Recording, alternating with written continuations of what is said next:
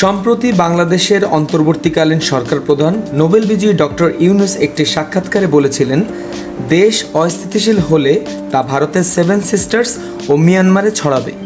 এই বক্তব্যের পরেই সবাই কৌতূহলী পড়েন যে সেভেন সিস্টার্স আসলে কি।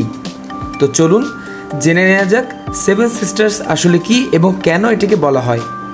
ভারতে উত্তর পূর্ব দিকে চীন, বাংলাদেশ এবং মিয়ানমার দেশের সীমান্তে অবস্থিত 7টি রাজ্যকে একসঙ্গে বলা হয় সেভেন সিস্টার্স বা 7 বোন।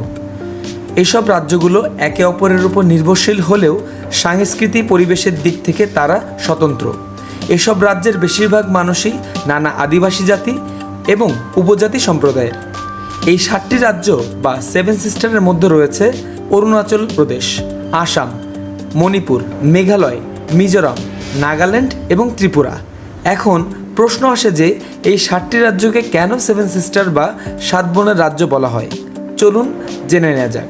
এই 7 রাজ্যের মোট আয়তন 2,62,184 বর্গ কিলোমিটার, ভারতের প্রায় 4% এলাকা নিয়ে গঠিত। দক্ষিণ পশ্চিমে বাংলাদেশের সাথে 1,596 কিলোমিটার অর্থাৎ 992 মাইল আন্তর্জাতিক সীমানা রয়েছে। এই 7টি রাজ্যের জাতিগত এবং ধর্মীয় বৈচিত্র্য বিদ্যমান থাকলেও রাজনৈতিক, সামাজিক এবং অর্থনৈতিক ক্ষেত্রে তাদের মিল রয়েছে। ভূরাজনৈতিকভাবে এদের অবস্থান, প্রাকৃতিক সম্পদ এবং বৈচিত্র্যময় সামাজিক কাঠামোর কারণে সারা বিশ্বে অতুলনীয়। আসলে এই 7টি রাজ্য একে অপরের উপর নির্ভরশীল এবং একই সময়ে এই রাজ্যগুলি সামাজিক, রাজনৈতিক এবং অর্থনৈতিক অবস্থা একই বলে মনে করা হয়। তাই এই সমস্ত রাজ্যগুলিকে একত্রে সেভেন সিস্টার বলা হয়েছে।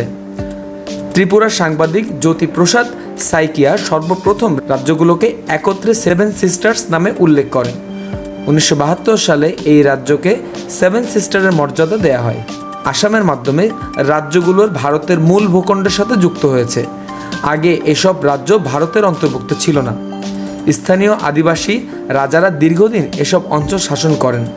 গারো, খাসিয়া, ত্রিপুরা, বোরো, মিজো আদিবাসী অধ্যুষিত রাজ্যগুলোর অধিবাসীরা দীর্ঘদিন ধরে নাগাল্যান্ড, মণিপুর, অরুণাচল, মিজোরাম, আসাম রাজ্য নিয়ে নাগা স্বাধীন ভূমি গড়ার দাবি তুলেছে।